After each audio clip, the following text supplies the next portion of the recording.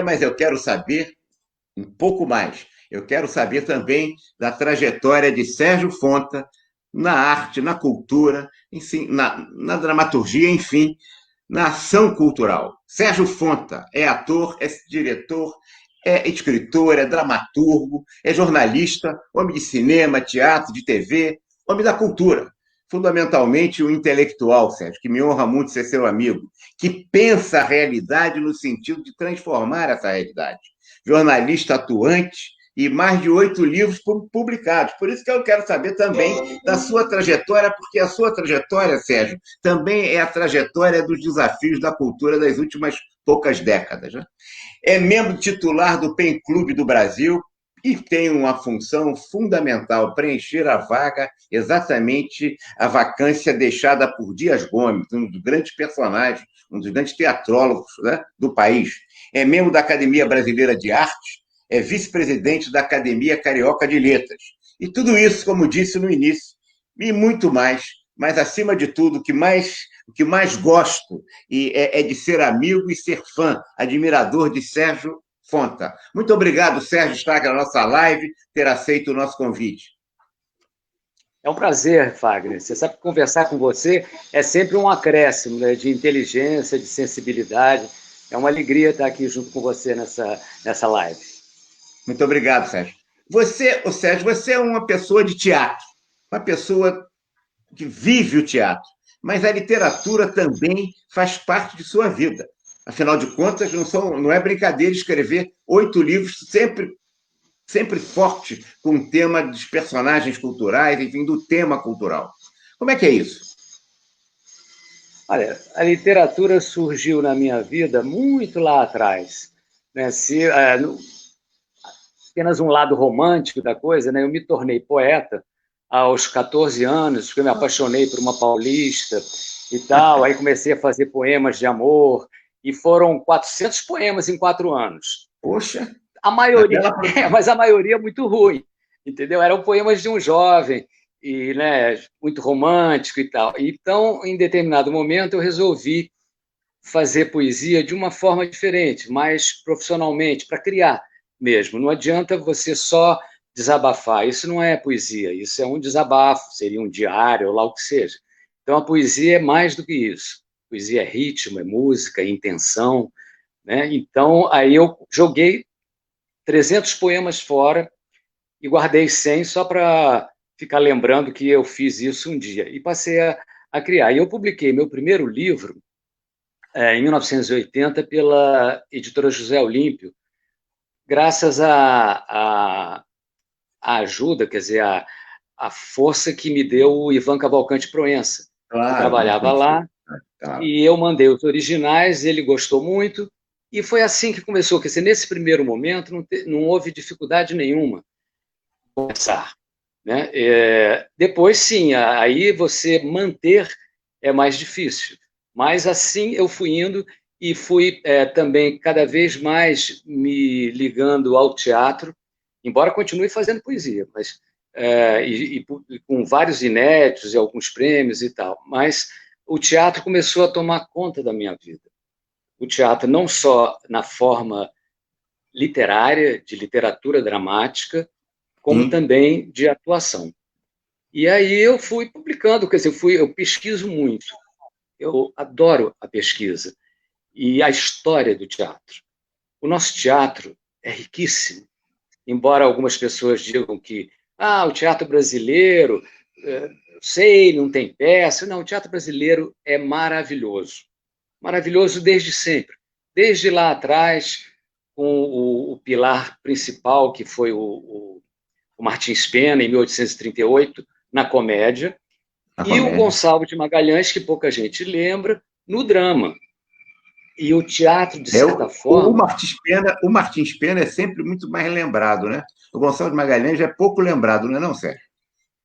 É verdade. É verdade também que o Gonçalves de Magalhães escreveu muito menos teatro do que o Martins Pena. O Martins Pena era um dramaturgo de comédia de costumes, e de personagens, alguns ingênuos e tal. O Gonçalves de Magalhães fez o primeiro drama e escreveu mais duas ou três peças e depois não mais. E o Martins Pena, apesar da vida breve e da morte precoce, ele escreveu bastante para teatro. Só que muita gente, quando discute teatro, fala assim, Martins Pena, Arthur Azevedo, brilhante, sempre maravilhoso a gente ter tido Arthur Azevedo, e depois pula-se quase para o Nelson Rodrigues. Então, você pensava assim, pô, mas tem um buraco aí, né? Cadê esse teatro dos anos 10, dos anos 20, dos anos 30, Ô, né? Sérgio, o movimento modernista de 22 não deu uma contribuição relevante no teatro? Ficou essa lacuna? Porque ele foi forte nas Você sabe? artes, foi forte na literatura, foi forte na música, mas não foi forte no teatro, no seu entender, Não, não? não foi, embora tenha existido algumas manifestações, pequenas manifestações do Flávio de Carvalho, do Renato Viana. Eu reputo que o texto que talvez pudesse simbolizar uma contribuição da Semana de 22 seria com o Álvaro Moreira, em Sim, 1925, 3 anos depois, quando sim. ele começou a publicar o jornal em capítulos Adão, Eva e outros membros da família, que depois foi estreada em 1927. Mas essa peça eu acho de uma modernidade, de uma atualidade. Como é Eu que é acho que isso? o Álvaro Moreira escreveu pouco para teatro, mas bastava ter escrito essa peça para marcar A, a entrada a, dele na história do teatro. a presença forte. Você tem, quer dizer, de certa maneira, ele guardou determinadas similitudes com o próprio Nelson Rodrigues, que era um jornalista e que foi um grande produtor, né, teatral. O Álvaro Moreira também como jornalista, né? A filha dele também herdou essa capacidade de ser jornalista, a Sandra Moreira, né? Sim, aquela família é pródiga em talento, né? Tem É. o Sandro Moreira também, já se foram, mas, enfim, eram pessoas de muita capacidade literária e jornalística, né? Eu gostaria de saber Pessoas. os episódios curiosos que você teve com dois personagens fundamentais da cultura brasileira, monstros sagrados mesmo da literatura brasileira, que são Carlos Drummond de Andrade e Clarice Lispector. Quais foram esses fatos curiosos? Bem, eu digo que eu ganhei a Mega Sena literária, naquele tempo que nem existia a Mega Sena, eu era um jovem, né? E da Clarice, primeiro eu vou contar para você e para todos que estão nos assistindo, eu era e sou amigo do Paulo Valente, que é um dos filhos da Clarice, e na ocasião, nós tínhamos 18, 19 anos, sei lá, nós publicamos um livreto de poesias e tal, enfim. Aí um dia ele chegou para mim e falou assim, quer jantar lá em casa? E aí eu pensei assim, bom, jantar lá em casa significa jantar com a Clarice Lispector. Meu coração tremeu, porque, enfim, mas fomos lá. Ela já morava no Leme, né, no apartamento que ficou célebre, que hoje em dia mora Zezé Mota, querida colega. Ela E mora exatamente no apartamento que foi da Clarice, a Zezé Mota? exa Que interessante exatamente, coincidência, que coisa boa. no mesmo apartamento. Sim. Então, aí estávamos nós três durante o jantar. Era um jantar muito simples e muito gostoso, saboroso, mas muito simples. Eu me lembro que tinha uma carne assada, um creme de abóbora e tal, e quase ninguém falava nada. Aí eu pensei assim, meu Deus do céu, eu acho que ela não está indo com a minha cara. E ninguém É. fala nada, mas na verdade eram três tímidos à beira de um ataque de nervos, porque o Paulo também era tímido, a Clarice também. Aí, quando acabou o jantar, nós fomos por uma antessala, uma espécie de um cachimbo que tinha no apartamento, né? Sim. E ela pediu licença e voltou segurando uma pedra, uma grande pedra, assim, meio escavada, assim. Ela vinha trazendo aquilo como se fosse um santuário. Clarice era muito ligada nessas coisas, né?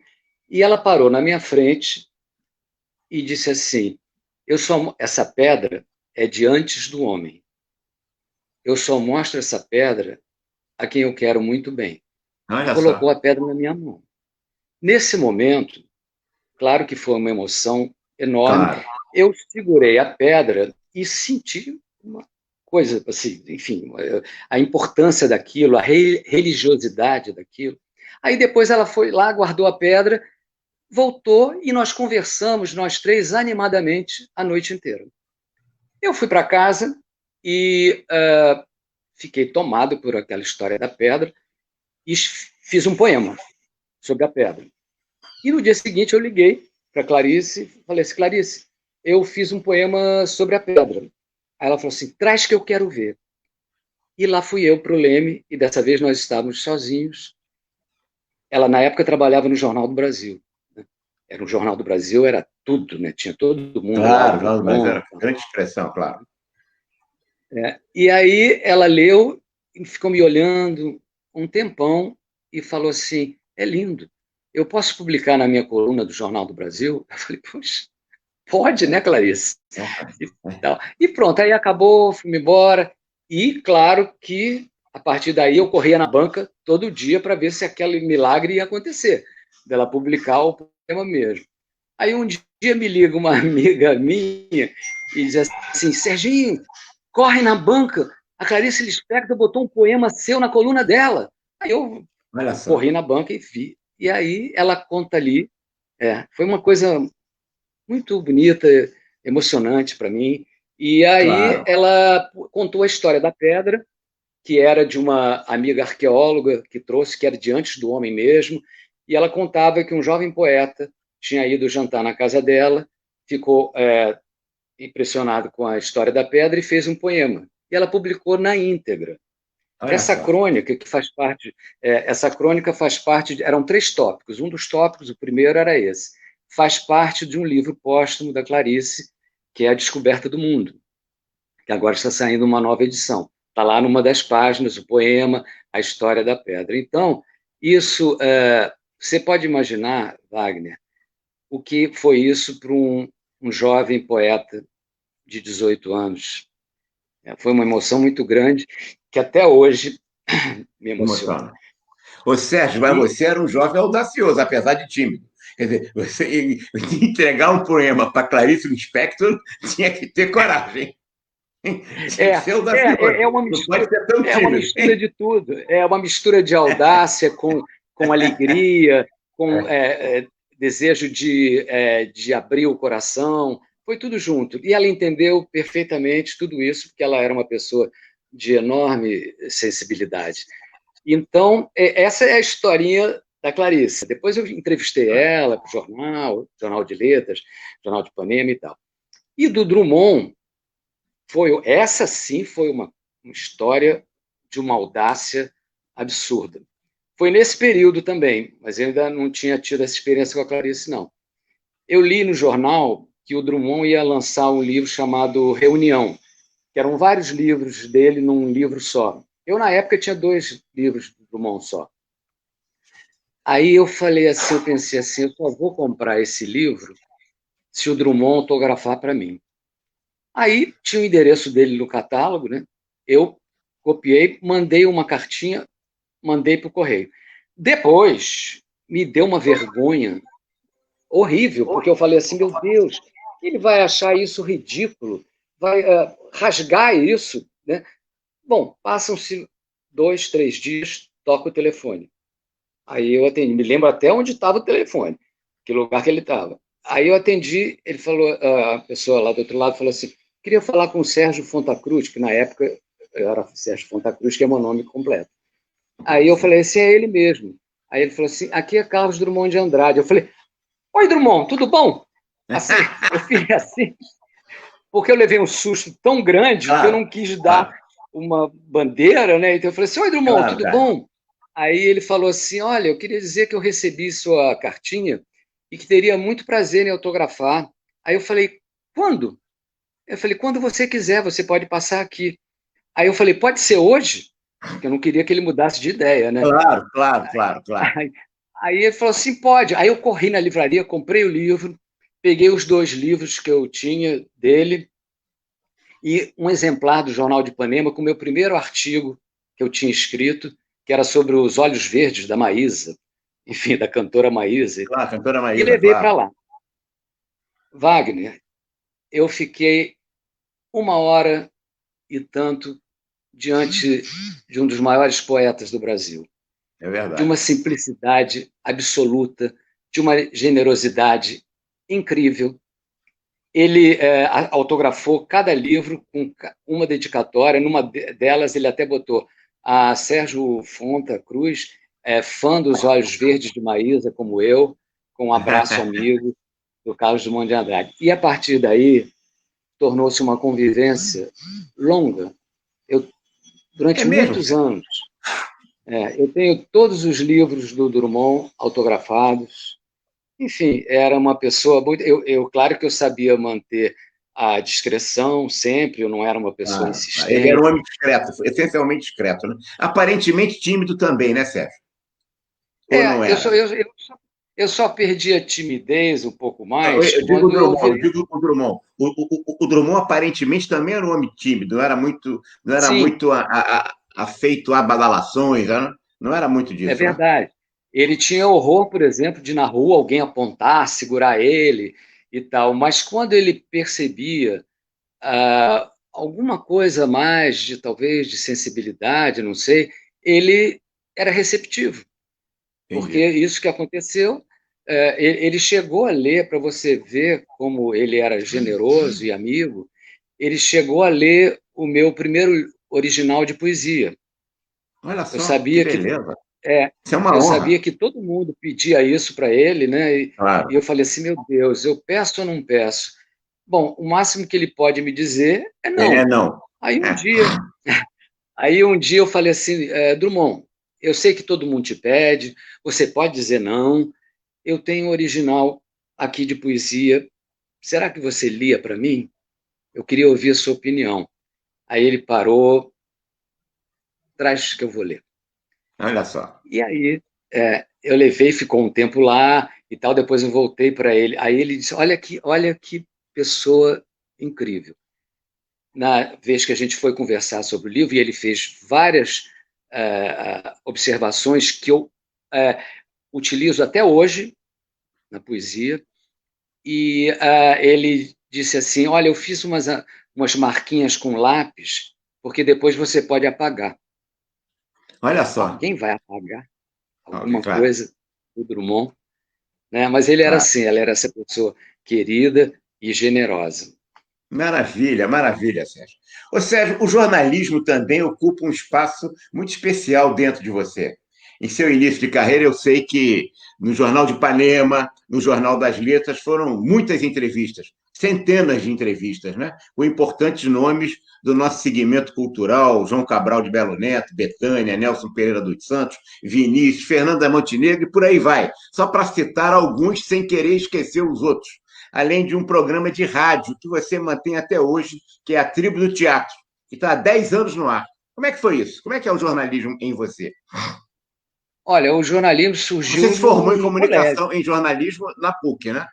Você se formou em comunicação Mas social na eu PUC, não que cheguei a incluía. concluir. Ah, não Eu chegou a não concluir. cheguei a concluir, porque eu já estava trabalhando como ator, então, mas Entendi. continuei trabalhando em jornal, né? E esse primeiro no Jornal de Ipanema, começou no jornalzinho do Colégio Rio de Janeiro, que eu fui dirigir o jornal de lá, com apoio total daquele colégio, foi maravilhoso na minha vida. E depois o Mário Peixoto, do Jornal de Ipanema, diretor do Jornal de Ipanema, nada a ver com o homônimo que tem por aí. E aí, Hoje está na ordem do dia. Esse sempre é bom homônimo está na lembrar, ordem do dia. né? Inclusive, o meu querido Peixoto, amigo Peixoto, já está lá do outro lado do patamar, do outro lado da margem do Entendi. Rio, né? Da margem do Então, Rio. aí ele começou a me dar muito chão. Eu comecei a fazer entrevistas, aí eu bolava entrevistas, eu fazia com todos os segmentos culturais, e assim, nessa história, aí me convidaram para o Jornal de Letras, eu comecei a trabalhar no Jornal de Letras também, fazendo entrevistas, e nesse período, que são dos anos 70, 1970, esse período todo, eu fiz mais de 300 entrevistas Olha só que maravilha. com todo mundo que você possa imaginar. Hoje eu tenho pensado e tenho realmente pensado bastante nisso, de reunir as melhores entrevistas que eu acho que talvez a gente possa ter uma parte do pensamento cultural da década de 1970, Eu acho que porque você durou tem de obrigação 70 a com 80. todos nós de fazer esse livro. Você tem essa É, obrigação agora, dá um assumir esse trabalho danado. compromisso de fazer esse trio, porque é fundamental se entender bem a rica década de 70, do ponto de vista cultural, Isso. as mobilizações que o país teve, né? A repressão, e naquele momento de repressão, a cultura como uma trincheira de resistência democrática e de participação. Você tem que fazer isso, Sérgio, você tem essa obrigação. Você tem que resgatar Eu vou fazer é, assim, demanda um tempo, né, e um demanda, claro. apoio. Eu queria ver se eu teria um apoio de algum patrocínio, alguma coisa, porque dá trabalho de levantar tudo isso, de pesquisar, de digitar tudo isso, né, e tal. Eu não vou botar as 300 entrevistas, mas eu acho que se eu Sim. botar umas 50 entrevistas, eu acho que a gente já tem esse E, panorama com os nomes e, mais luminares. E talvez você possa fazer a costura, descrevendo para os leitores contemporâneos, muitos que não viveram essa época, evidentemente, o contexto da época. Quer dizer, você vai realmente contextualizar aquelas opiniões, aquelas entrevistas, aquelas colocações naquele momento, que é atípico na sociedade brasileira, né? E muito É rica verdade, do ponto de vista cultural. Muito rica. é Foi verdade. na década de Inclusive, 60, 70, ô Sérgio, o Brasil explodiu em termos, se a gente olhar bem, a força da cultura foi muito grande, né? Na música, na literatura, nas artes em geral, né? Como trincheira de é, resistência democrática, como eu estava dizendo. sim, com certeza. E inclusive, eu pensei imediatamente nessa questão do contexto e eu resolvi convidar uma historiadora, e já até convidei a Cláudia Mesquita para fazer essa parte do contexto da época. E eu vou contextualizar as figuras que eu entrevistei com o meu olhar de hoje. Claro, Então, claro. o volume seria isso. Nós já Está tudo tivemos ainda três ou quatro. Ô, embrionário. Sérgio, já tivemos 3 ou 4 assistentes nossos que estão nos honrando com a presença deles na nossa live, dizendo que querem esse livro, hein? A Lívia, estão falando aí já. Hein? Então Que você bom, que assumiu o bom. compromisso. Hein? Isso me estimula, A isso me Lívia Gomes, estimula. estou ansiosa, ela está dizendo aí, estou ansiosa para a Rafaela Passos, concordo, queremos o livro. Eu também quero. Hein? Oh, meu Deus. Tá bom, vou pensar com mais carinho ainda sobre isso, É né? verdade, Sérgio, isso vai ser muito importante. Muito importante essa É, contribuição, até essa mesmo porque contextualização. é, até mesmo porque o jornalismo, que esse seria um dos pontos dos desafios da cultura também, né? O jornalismo, que eu sinto muita falta dos suplementos literários. Nós tínhamos tantos jornais. Eu ainda sou da turma do papel. É claro que a internet existe, nós estamos Claro, não há utilizando dúvida, claro, essa claro, ferramenta agora. Não há como voltar atrás dentro claro, disso, claro, claro, mas claro. eu acho que poderia haver um espaço maior para a cultura nos jornais também, entendeu? Em todos os jornais. Não há Alguns dúvida. aprofundam mais, outros aprofundam menos, mas eu tenho a impressão que o público é muito carente disso. Como é carente também essa questão, não sei se seria o nosso assunto também, mas a taxação de livros, que é um absurdo, né? Num país onde a cultura está tão deficitária que se resolva taxar os livros, quando tem tantas outras coisas para taxar, não é? Eu acho que isso Aí não vai vai longe, não. justamente o Acho que é uma livro. ideia infeliz de um governo que, nesse momento, coloca uma proposta absolutamente infeliz. E acho que isso não vai à Já tem, frente. parece que 1 milhão de assinaturas É, já claro, isso não vai. contrárias, né? É, os movimentos brasileiros conscientes não podem deixar esse tipo de coisa, porque isso realmente há décadas e décadas e décadas que o livro tem tratamento privilegiado, como deve ter. E, em verdade, por mais que você tenha hoje, né, os e-books, etc., os livros impressos continuam vendendo e vendendo bem. Né? Então é preciso que a gente respeite essa participação e, quem sabe, o seu livro poderá nos contemplar, não só com um e-book, né, digital, mas também com o livro impresso, com os dois. Isso é o ideal. Olha, o Sim, Adolfo está vamos. dizendo, o Leonardo Meirelles, Adolfo Oliveira, Leonardo, está todo mundo querendo o seu livro. Você tá comprometido. Ah, meu Deus, olha que responsabilidade, hein? Agora, agora tem que cuidar disso, com certeza, né? É Ainda verdade, eu acho tem que vai ser outro. importantíssimo. É importante, Sérgio, É, muito importante. Né? é, E o Leonardo Meirelles é que ele tem um programa no YouTube, conheço ele. né? Você conhece o Leonardo, seu amigo, né? Ele quer logo te Conheço. entrevistar para esse livro, antes até de lançar, já quer fazer o livro em avant-première. Eu espero que os editores estejam ouvindo essa live também, né? Claro, Para é claro. publicarem o E como o livro, né? teatro, Sérgio, como é que o teatro entrou em sua vida? Foi no período universitário? Foi ainda no Colégio Rio de Janeiro, lá na PUC, onde você estava? Como é que foi que o teatro entrou? Foi um momento muito rico do teatro, em década de 60 a 70. Mas foi isso? O que foi? Foi exatamente na PUC. Eu estava cursando comunicação na PUC, no que a gente chamava de ciclo básico, né? E um Sim. dia eu estava indo para a aula e passei por uma vilazinha que tem, acho que tinha e tem, acho que na PUC ainda, e aí eu vi assim, testes para atores, formação do teatro experimental, do grupo Teatro Experimental da PUC. Aquilo mexeu com a minha cabeça, porque eu era um tímido em potencial, eu era aquele tímido do Jandarma da Clarice, né? E já estava um pouquinho mais velho, mas continuava tímido, né? Aí eu fui para a aula, eu não conseguia pensar naquilo porque eu sentia também que ali havia uma porta que se abriria para mim. Então, eu Interessante. resolvi fazer o teste, quebrar toda a timidez e fui fazer, porque teste não é mole, né? Teste não é fácil, Não, não é não. fácil. Entendeu? Você Eu tem que acho que estar muito eu seguro. nunca participei como ator em nada, mas eu tenho a impressão que fazer o teste em teatro é pior do que fazer a peça em cena mesmo. O Eu teste acho é que sempre. sim, eu acho Não que é, não, não sim, é não, né? porque E é verdade, é verdade. o Aí clima eu do sei que teste é lá fui muito eu, desagradável. Né? lá fui eu fazer o teste, passei no teste, ganhei o primeiro papel da peça, e aí comecei a ensaiar, a fazer teatro, e comecei a amar essa profissão, esse veículo, essa arte do teatro. Eu aprendi desde cedo.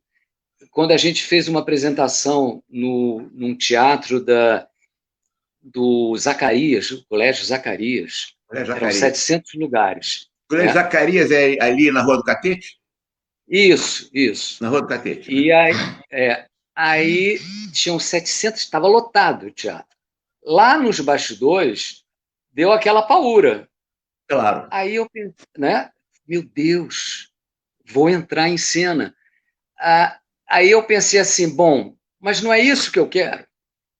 Eu não quero um teatro sem ninguém, eu quero 700 lugares, 7.000.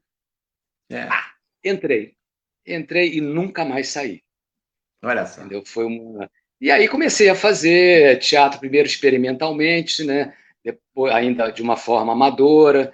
Aí um dia a Janete Claire assistiu uma peça lá do grupo, porque a filha dela e do Dias Gomes, uma amiga querida, que é a Denise Emer, grande poeta, escritora, musicista, mas éramos todos garotos, né? Ela muito mais nova ainda do que eu. Ela foi assistir uma peça porque a Denise tinha feito a música da peça. Quando ela me viu atuando, ela falou assim: Você quer fazer novela? Olha Aí eu só. falei: Foi tudo fácil no primeiro momento, Sim, entendeu? Foi sim. tudo assim. As portas iam se abrindo. Aí eu falei: Quero. E lá fui eu fazer A Selva de Pedra, a da pré-história, a Sim, primeira, sim. A primeira em selva de pedra da Janete Claire. 1971. Eu era um garoto de cabelo encaracolado, não tinha nem um fiozinho branco, que vocês estão vendo aí. E comecei sem medo, sem nada, entendeu? Depois a responsabilidade vai crescendo e tudo aumenta, né? Claro, E depois vira claro. uma batalha constante e tal. Mas eu devo a Janete Claire, eu devo a três pessoas na televisão, basicamente. A Janete Claire, ao Marcílio Moraes e ao Sim, Valcir Carrasco, sim, de sim, quem eu já sim. fiz várias novelas, duas agora. Uma delas está acabando hoje, que é o Eta Mundo Bom, e o Chocolate com Pimenta, que ainda está no ar, e fiz várias outras novelas. É um Eles grande estão parceiro, fazendo um grande uma. Exatamente. Pois é, como é que é essa história? Porque você me indaga muito. você está representando um personagem, né? E isso é um desafio, né? É uma mistura de desafio com fascínio, de fantasia com fantástico. Como é incorporar o papel de um personagem em diferentes peças? Eu assisti de perto, você, a gente fez a nossa caravana Rio de Janeiro aqui em relação a peças de teatro, e você mudando de personagem, né? Como me impressionava muito você como Shylock, né? No Mercador de Veneza, mas a Prostituta Respeitosa de Sartre, o Bobo do Rei Lear também, é outra peça que nós tivemos também, você fez o Euclides da Cunha, que você está cuidando agora, eu estou sabendo que você está fazendo um trabalho fundamental, tratando esse drama humano, né, entre Euclides da Cunha com Dilermando. Como é que isso é outra peça, é outra coisa, mas você também encenou o Euclides da Cunha, né? Como é que está isso? Como é que é fazer, como é que é incorporar a personalidade, o espírito, né, o DNA de um ator, de um personagem e representá-lo numa peça de teatro, cinema, televisão, novela? O que a gente mais gosta é que seja um personagem completamente diferente de nós. Quanto mais diferente, melhor. É como eu me sinto bem desafiado, também é um desafio de você compor. Por exemplo, você citou A Prostituta Respeitosa, que eu fiz o senador Clark, um canalha como a gente conhece hoje. Claro, hoje, sim, claro. Hoje, aquele canalha do senador Clark, ele existe hoje, aqui no Brasil, no mundo todo. É um grande personagem. É a arte que imita a vida, né? Exatamente. Ou é a vida que imita Então, para fazer esse personagem, na hora que eu entro em cena, eu tenho que acreditar nele.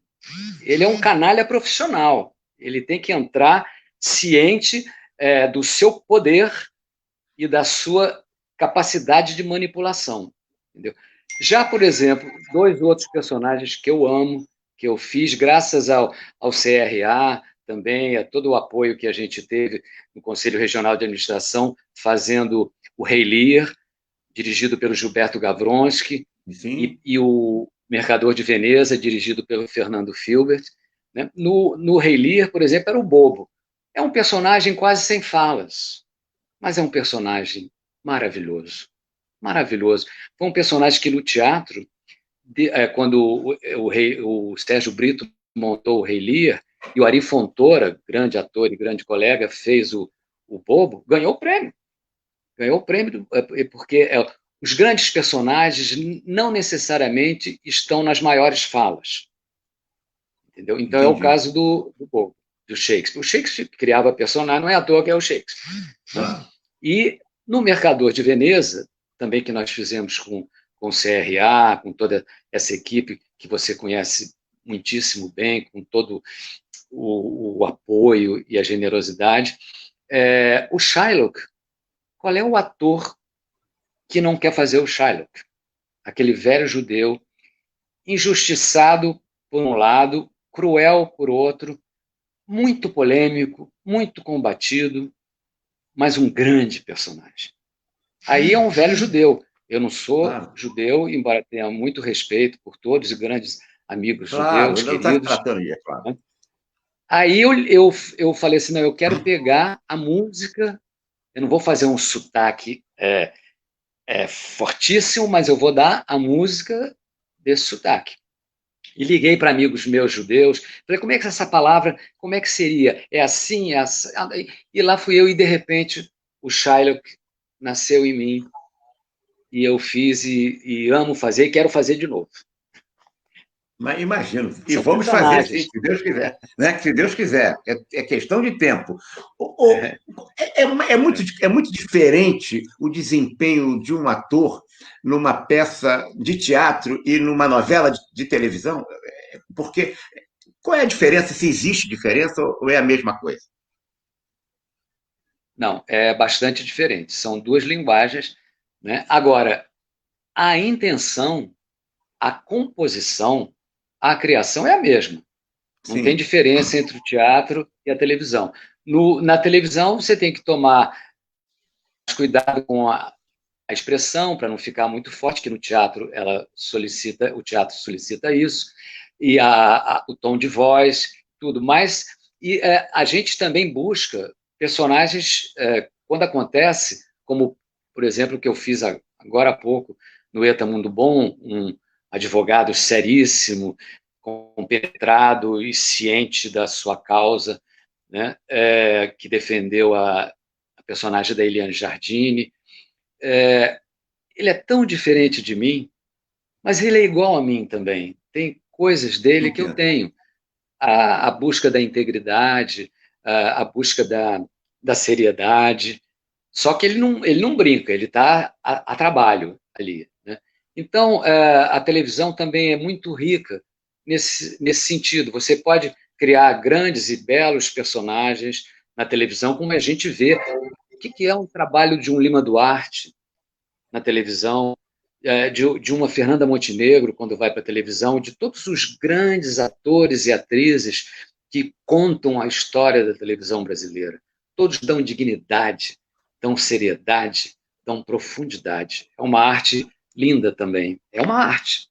Claro, claro.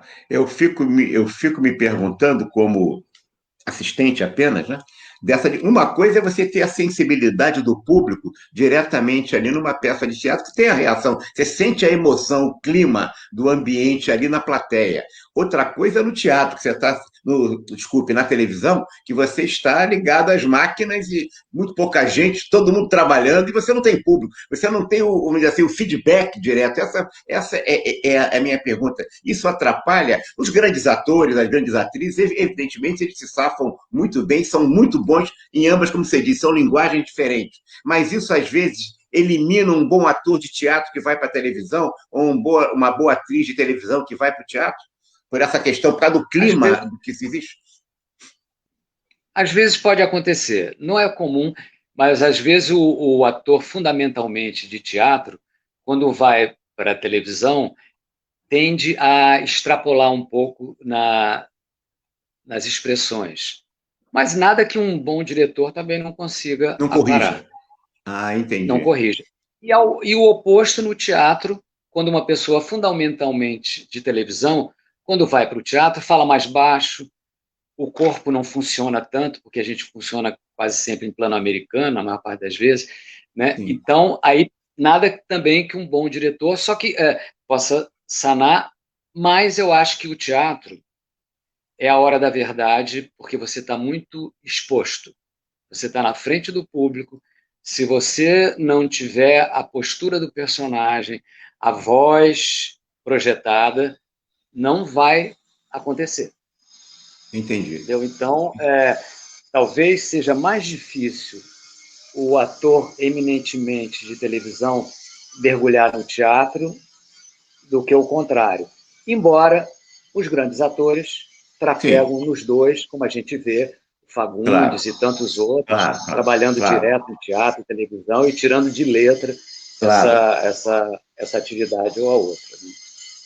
É verdade. Eu acho que é assim. E na dramaturgia, não sei se é um assunto que você pegaria também, mas eu penso que o meu primeiro desafio, e é um desafio de muitos, né, quando eu ganhei um prêmio lá no começo da minha carreira, do prêmio Opinião de Dramaturgia, eu ganhei, mas não levei. O que Como assim? aconteceu? É. É, é porque eram 10 selecionados e tinha o primeiro lugar. Os outros 9 ganharam um dinheirinho ali. E o prêmio do primeiro lugar era a montagem. Só que coincidiu com os últimos estertores do Grupo Opinião. Né? E na época o João das Neves, querido João das Neves, saudoso, ele ia muito para a Alemanha também trabalhar lá. Né? Ele teve que ir para a Alemanha, começaram os ensaios da minha peça, chamava-se Temporada Popular, e em determinado momento a companheira do João naquela época me ligou e falou assim, vem aqui que eu preciso conversar com você. Aí eu fui lá, eu me lembro que era um dia de sol, era uma tarde de sol, nós estávamos numa das galerias lá onde tinha o Teatro Opinião, no Centro Comercial de Copacabana, e ela me disse assim, a peça vai ter que parar. Eu falei, por quê? Sabe, porque o João está na Alemanha, tem um monte de papagaios de coisa de banco, eu não vou conseguir resolver sem o João aqui, então a peça vai ter que parar. Nesse primeiro momento, foi um banho de água fria num jovem autor, onde que Claro. o Ian Michalski falava no jornal que era uma promessa e tudo. E aí eu pensei assim, eu sou um autor do terceiro mundo. Isso vai acontecer outras Outras vezes. vezes. Claro. Eu tenho que estar preparado para isso. A partir daquele momento, eu formei uma coraça dentro de mim que os projetos que sucumbem na minha vida, e são vários, né? Muitos são bem-sucedidos, mas muitos não, Sim. eu não morro, eu não morro, entendeu? Eu viro a página e crio um novo projeto, entendeu? Então, isso na minha vida eu aplico em tudo, nas coisas de ator, né, de escritor, de jornalista. Estamos preparados, ou seja, para o que der e vier. E quando não vier, vamos para o que der. E vamos Claro. fazer, vamos criar, vamos recriar. Eu acho que esse é um desafio do autor brasileiro, não é meu só. Você ser montado, ser encenado, não é uma tarefa fácil. Agora, então, na época que estamos vivendo, mais difícil ainda. Essa época da pandemia foi outro banho de água fria na humanidade, porque já Claro. não é Claro. Brasil, é a humanidade. Eu vejo que possa ser um aprendizado também, dentro de tanta tragédia, de tantos dramas que a gente assiste, nós temos que ser fortes e ser criativos. E a gente está assistindo isso através da internet, de como as pessoas estão se reinventando, se refazendo, num momento que vai passar, porque, claro, que toda a pandemia passa, a gripe espanhola lá nos Lusíadas, né, de Claro. 1918 passou, então o coronavírus vai desaparecer. Enquanto ele não desaparece, vamos manter a calma e buscar a criatividade, né? A gente está assistindo, por exemplo, tem projetos na internet pelo Zoom, pelo Hangout, vários aplicativos, onde atores profissionais estão começando a trabalhar, Exato. criando. E aí, no caso, o autor, era isso que eu queria te dizer também, que muitas vezes os autores se perdem do seu tempo. E aí a dramaturgia fica um pouquinho à margem da vida. Entendeu? A gente estudando a história do teatro, a gente vê que grandes personagens, grandes autores escreveram grandes peças porque falaram do seu tempo. Então, agora, e você pode falar do seu tempo utilizando o passado. O Dias Gomes fez isso no Santo Inquérito, na época da repressão absoluta. Ele Sim, sim. escreveu o Santo Inquérito, jogou a ação lá para a lenda de Brancadias, lá na Sim. Idade Média, e falou dos dias daquele momento. No momento que É, vivíamos. é uma peça brilhante. Dias Gomes sabia o que estava fazendo, o que estava falando. Então, eu acho que nesse momento talvez esteja existindo um renascimento da dramaturgia, através ou depois da pandemia. Porque muita gente está escrevendo sobre esse momento. Porque não tem como fugir dele. Como é que você vai fugir dessa pandemia que bate nas portas de todo mundo todos os dias? Sim, O sim. autor, ao autor, cabe essa tarefa. E nós temos assistido isso na música também, no teatro, no cinema. Toda crise traz mudança. Eu penso que depois que passar tudo isso, que vier a bendita vacina, venha da onde surgir, talvez haja um renascimento e um entendimento do outro. Esse é um desafio também. Você Claro. entender o outro mais O do que outro. se entende. Claro, Mais do que claro, se claro. entende. Claro, não há É dúvida. uma oportunidade grande de uma tragédia, você passar a compreender o seu semelhante, como ele deve ser, como um igual. Não é uma fantasia, não é uma história da carochinha, não vai virar tudo cor-de-rosa, não é isso. Claro que não, claro que não. Né? Mas eu acho que a gente tem que prestar atenção nisso, no outro. Você acha, Sérgio, que nesse momento hoje também, em relação a esse momento, a esse tempo que nós estamos vivendo, e a pandemia é um momento absolutamente turbulento e difícil, a cultura pode estar sendo hostilizada também por tratar de temas que não interessam ao poder dominante, vamos dizer assim, porque ela fala de racismo, ela fala de antifascismo, ela fala dos direitos da mulher, do combate à discriminação em geral, do negro, etc. Isso tem afetado a cultura em geral, e eu particularizo mais ainda a cultura popular, que é muito importante, a cultura popular brasileira é rica também. Que é riquíssima, eu acho que tem que se falar de tudo. Não existe não falar daquilo ou daquilo outro. O racismo é uma verdade, tem que se falar. Tem que falar. A dramaturgia negra tem crescido muitíssimo, com grandes talentos. Temos que falar disso também. Branco, negro, afrodescendente, que nome tenha, temos que falar das do homossexual, do homossexualismo, das novas relações, das famílias homoafetivas. Tudo isso está mudando. É a nova sociedade.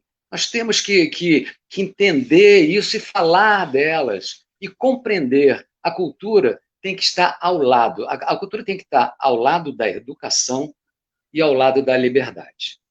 Não existe outros caminhos senão esses.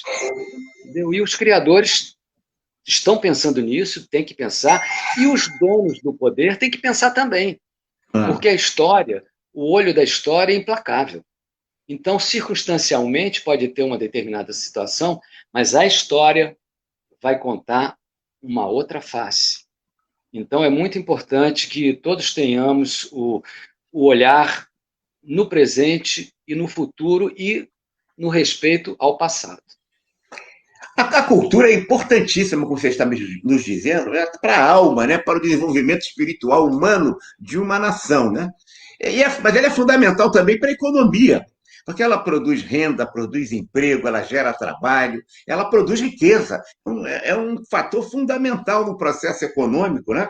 Que valoriza e dá conteúdo também à identidade de uma nação.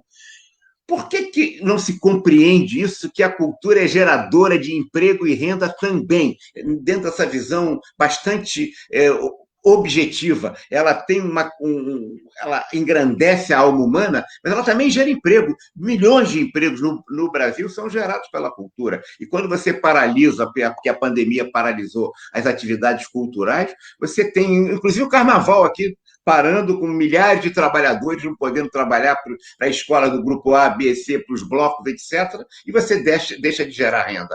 Essa falta de compreensão, se não for pelo menos pela geração de renda e emprego e de dar ocupação digna e fundamental ao desenvolvimento de uma nação, que está no DNA do povo, a nossa cultura, não é isso, Sérgio? É verdade, você falou tudo. É isso mesmo. Nós temos que entender, e nós entendemos, mas as pessoas têm que entender também que a força criadora, a força do artista, não é só pelo divertimento, pelo entretenimento, é pela economia. Tem que viver. Ele tem que viver. É uma tem que pagar força enorme.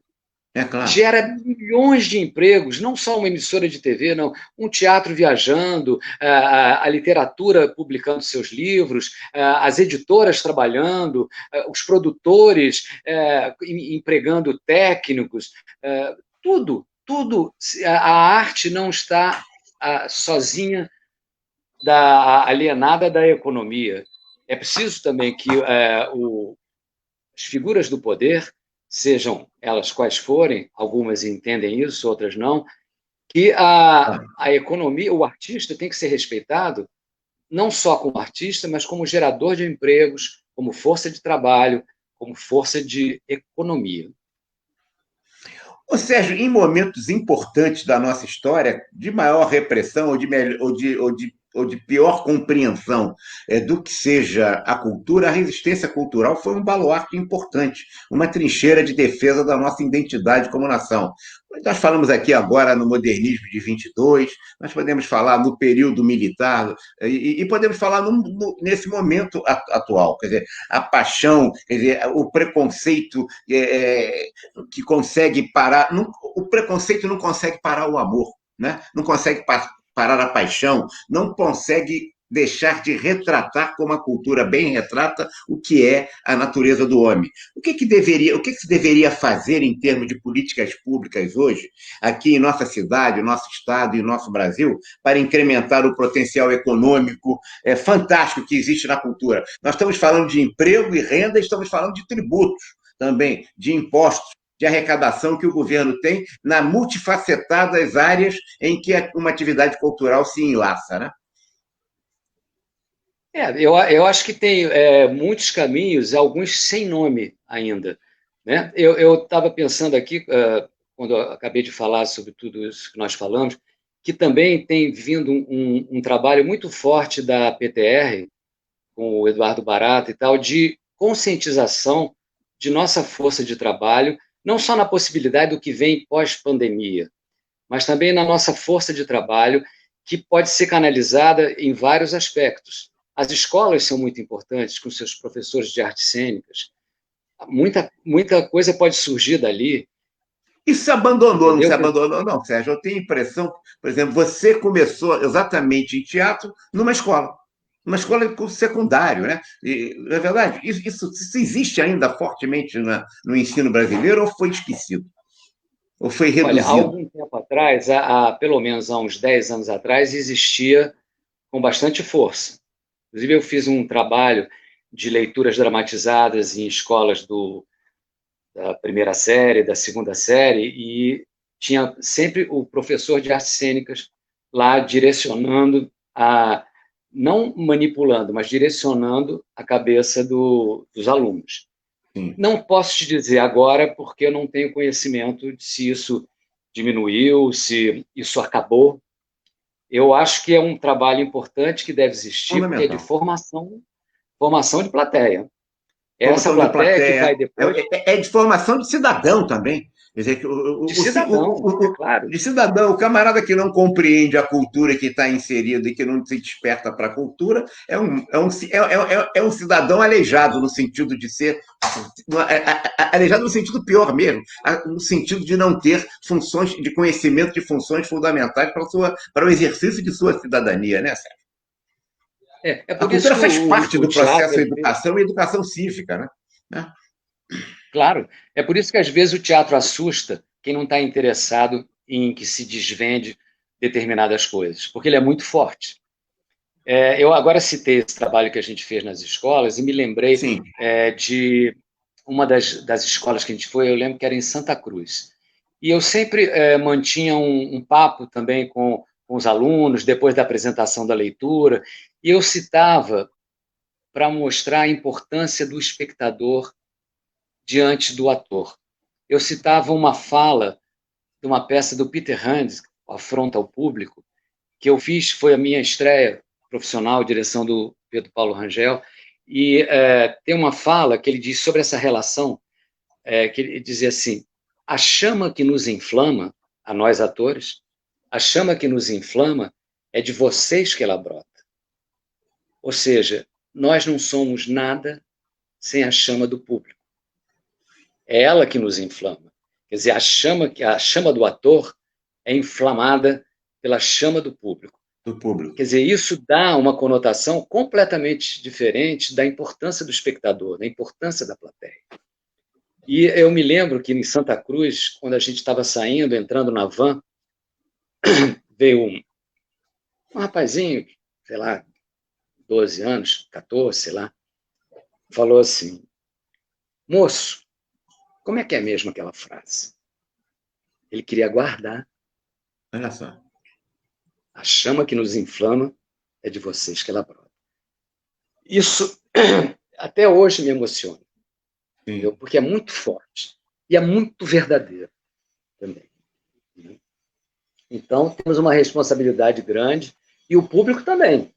O público Ah, tem a responsabilidade de comparecer aos teatros quando isso tudo for liberado e não achar que, não, teatro não, vou ver outra coisa, eu vou para o barzinho. Não, vai para o barzinho depois do teatro, e depois da pandemia, claro, falando tudo claro, depois.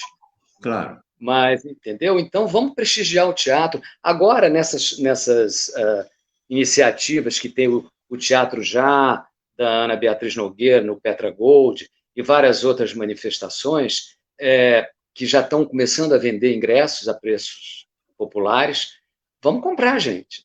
Vamos ajudar esse pessoal. Vamos lá. Essa máquina precisa rodar. Essa máquina precisa andar. Claro, precisa andar, porque precisa gerar renda e emprego para as pessoas que atuam nas diversas áreas de cultura. Precisa andar porque o governo precisa de tributo, mas precisa andar fundamentalmente porque as atividades culturais formam o cidadão, né? Assim como a educação. A cultura é parte da educação na formação de um cidadão consciente, né, Sérgio? Não tem como fugir disso. Entendeu? O teatro traduz. O teatro não é só entretenimento, né? Até mesmo nas peças do Molière, né, que você ri bastante, mas existe um lado crítico profundo. Molière não ficou através dos séculos à toa. Ele não só porque é um grande comediógrafo, mas porque falava da sociedade do seu tempo. E a sociedade do tempo dele é a sociedade do nosso tempo também.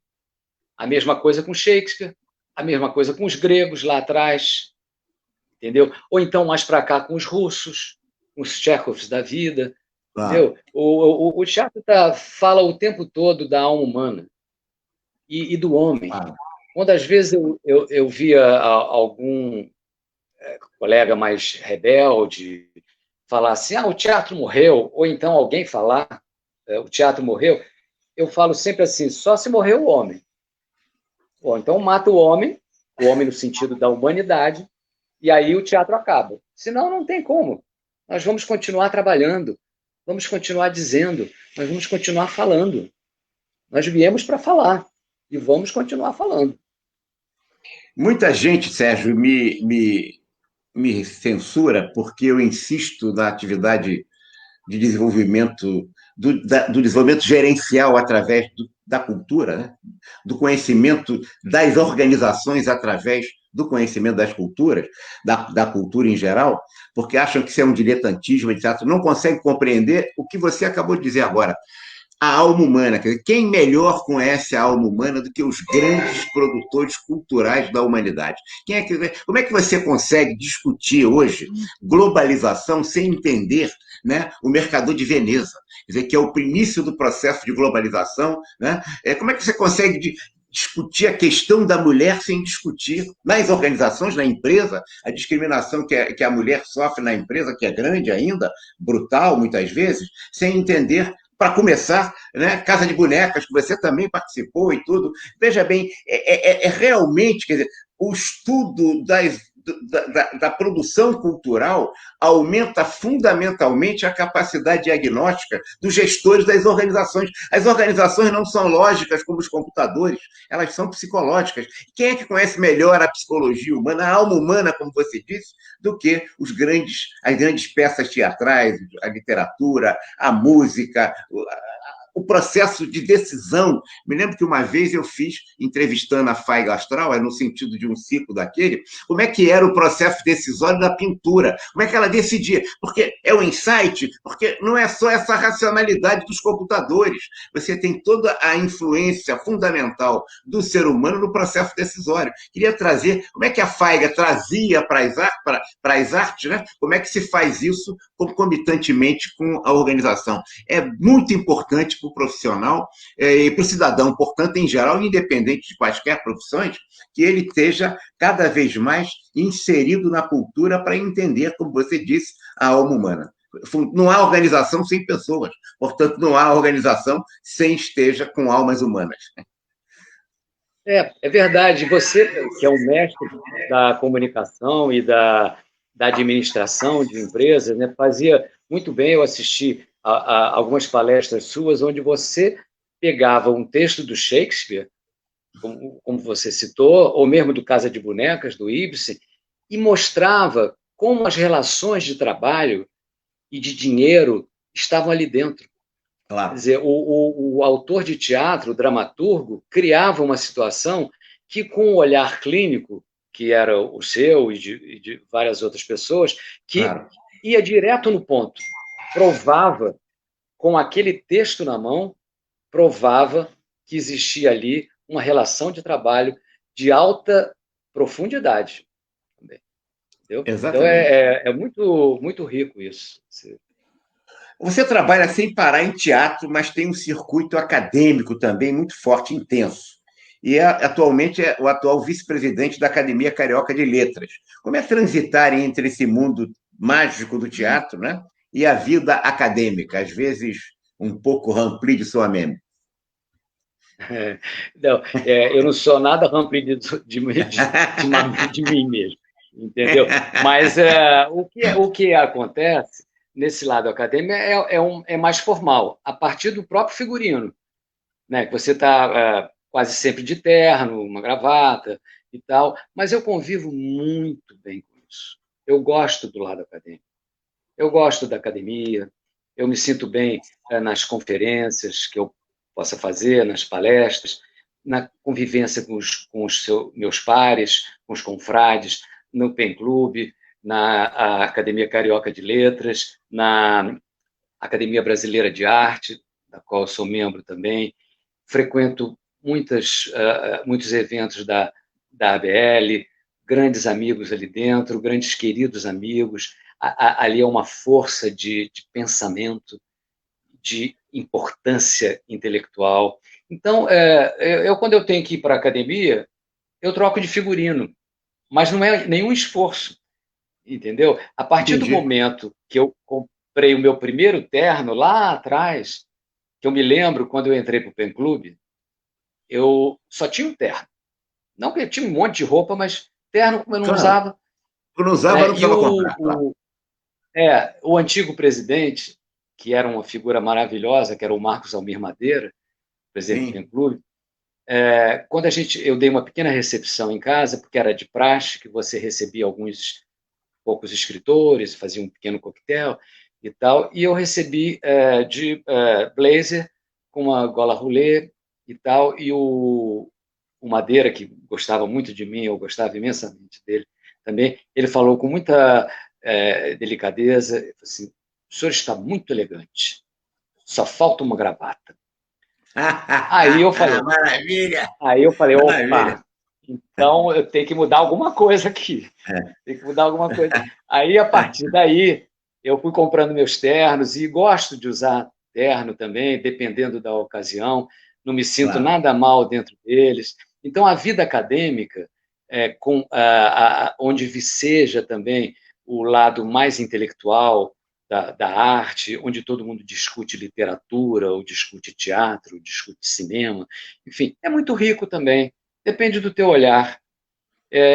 Lá na academia, a gente recebe, de quando em quando, um grupo chamado No Palco da Vida, que é um grupo de olaria fantástico, dirigido pelo Val Schneider, que é um trabalho de inclusão através do teatro e de desenvolvimento do amor pelo teatro. E eles vão muito, são jovens simples, alguns deles humildes e tal. E aí um deles uma vez me falou assim, lá eu de terno, né? Ele chegou para mim e falou assim, sabe por que eu gosto de você? Eu falei, por quê? Porque você abraça a gente como abraça o presidente. Entendeu? É assim que é. A vida não tem mistério. Se você souber ser simples, humano, não tem diferença, não há nenhuma dificuldade nisso. Abraço o presidente com a mesma energia que eu abraço o jovem batalhador do teatro ou quem está lutando pelo seu emprego. Igual para mim, não tem diferença nenhuma, nenhuma. Então, a vida acadêmica me mostra também esse lado rico da humanidade também. A gente pode exercitar isso. Eu Claro, exercito sempre. claro. Ô, Sérgio, você está trabalhando numa peça agora para depois da pandemia, que é um personagem, os personagens dois. o Dilermando de Assis e o Euclides da Cunha pelo grande talento, né, a força que ele tem como literato, e né, um dos livros que mais me impressionou foi Os Sertões dele, o livro que mais me impressionou, que eu li ainda no final do Colégio Pedro II. É, como é que é esse drama do Dilermando Assis com Euclides da Cunha, a tragédia que envolveu a esposa, a Ana Assis, enfim, uma questão de morte, tanto do Euclides quanto do filho. O que você está tratando exatamente na questão da redenção? É um dos dramas mais fortes da história do Brasil em termos de familiares, né? No sentido da tragédia fantástica que ocorreu ali naquelas relações difíceis, mas absolutamente apaixonadas. Eu Conta acho que um pouquinho a dificilmente. avant-première para a gente ficar logo curioso para essa peça ser lançada logo. Bom, dificilmente, em cima do que você está falando, dificilmente vai acontecer de novo o que aconteceu na vida do Euclides da Cunha. Aquilo ali, nenhum autor de novelas, nenhum romancista Exato. escreveria uma coisa daquelas porque ia achar que era impossível acontecer, mas aconteceu em 1909. Isso. Né? Lá atrás, um grande escritor que vivia uma relação conjugal conturbada, Claro. com uma mulher carente que buscava uma outra relação, e Claro. teve essa outra relação, e o Euclides foi tentar, depois, isso eu estou resumindo o resumo do resumo, lavar a honra com sangue. Isso. Só que o Dilermando de Assis era um jovem militar campeão de tiro. E o Euclides da Cunha era um escritor que estava com uma arma na mão. Claro. Claro tinha que só sido poderia... militar, mas não tinha expertise do Dilermando, né? Mas não teve a expertise da categoria. O grande atirador que ele era. Então ele foi lá lavar a honra com sangue, era matar ou morrer, como ele dizia, e, é claro, o Dilermando, para se defender, matou o Euclides da Cunha. Nesse meio tempo, o Euclides ainda acertou o irmão do Dilermando. O irmão dele, O irmão do Dilermando, claro. Mais jovem, que era jogador do Botafogo. Jogador do Botafogo, exatamente. Exatamente. Diz que era uma estrela na época. Seu clube? Não, você é botafoguense? Botafogo. Então. Nossa, tá, desde que eu nasci. Me desculpe os flamenguistas, os vascaínos, os fluminenses, claro. Gosto de todo mundo. Mas é uma boa escolha também. Eu, como vascaíno, reconheço, é um belo clube. Então tá bom, viu? Já tá avalizando, né? Mas, claro. Então, e aí aconteceu essa tragédia, e depois, 7 anos depois, o Euclides da Cunha Filho resolveu vingar a morte do pai e foi, de novo, atacar o Dilermando, e mais uma vez o Dilermando se defendeu e matou o filho de Euclides da Cunha. Você pode imaginar que isso foi real? Essa tragédia toda, com um grande escritor brasileiro e um jovem militar, aconteceu. Na Academia Brasileira de Letras, já na época, né? Um escritor consagrado, né? Consagrado, era um grande escritor, e eu costumo dizer, isso eu disse nos primeiros dias de ensaio, que nós estávamos ensaiando a peça, e 15 dias antes da estreia nós tivemos que parar, por causa da pandemia. Entendeu? A direção do Ari Kozlov, e no elenco da Jalusa Barcelos, o José Peristânio e esse amigo de vocês fazendo Euclides da Cunha. Esse bigode aqui é por causa do Euclides. Quer dizer, você trata na peça exatamente este drama humano. Tem a Ana também, que é uma personagem que é importante, que era a mulher do Euclides da Cunha, que viveu depois com o Dilermando muitos anos, né? É importantíssimo, mas na peça escrita... Na peça ela não está tratada. Ela está bastante original, a pegada que a Miriam fez, que ela colocou uma juíza, vivida pela Jalusa Barcelos, apaixonada por esse processo, digamos, e que estuda constantemente o processo, e um belo dia, você pode entender que ela adormeceu ou não, aí cada um entende como quiser, e ressurgem, se materializam, 100 anos depois, o Euclides da Cunha e o Dilermando de Assis. E aí começa a peça nesse confronto entre essas duas pessoas, o que acontecerá com eles 100 anos depois, revivendo e revendo tudo o que aconteceu. Então, a proposta da peça são 3 atores e, enfim, vamos fazê-la e vamos fazê-la.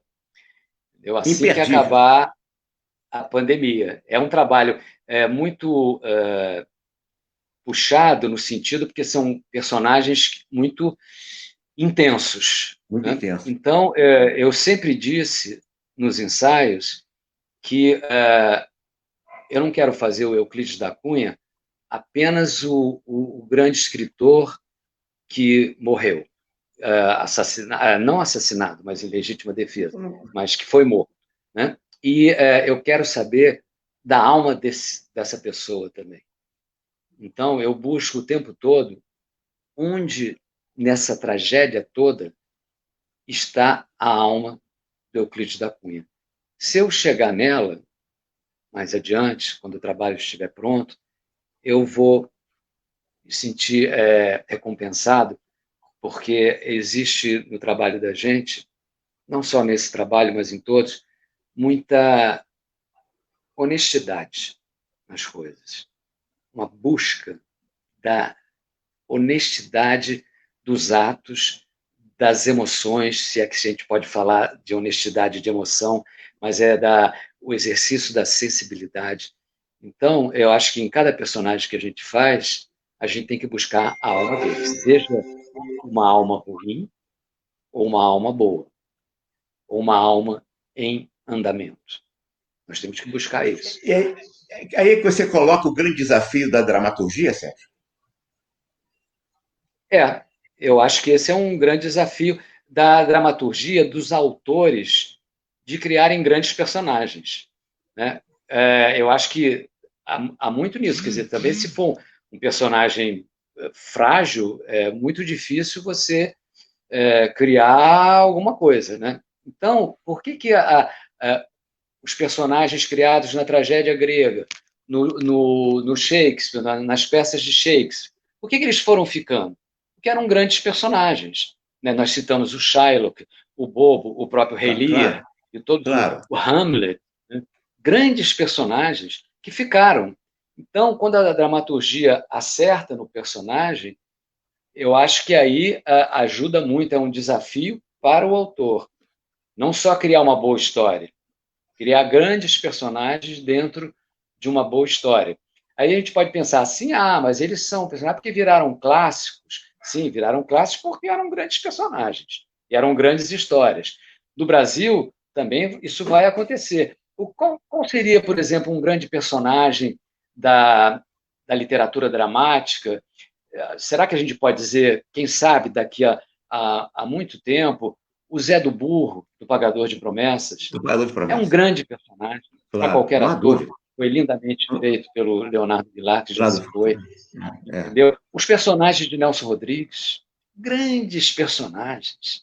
Personagens para a vida toda, para todos os séculos. Eu não tenho a menor dúvida que o Nelson Rodrigues vai ser montado no século seguinte, daqui a 100 anos, daqui a 200 anos. Ele entrou para ficar. Porque ele também, onde é que ele foi? Ele foi direto na alma humana. Foi. Dos seus personagens. Não há dúvida. Na sordidez, que possa existir, mas na alma humana. Claro. As contradições do ser humano em si, né? As suas contradições, né? É natural. Né? É isso mesmo. Ô, Sérgio, você sabe que nós em administração costumamos dizer que o tempo é um recurso inelástico de reposição impossível, que eu gosto de dizer isso.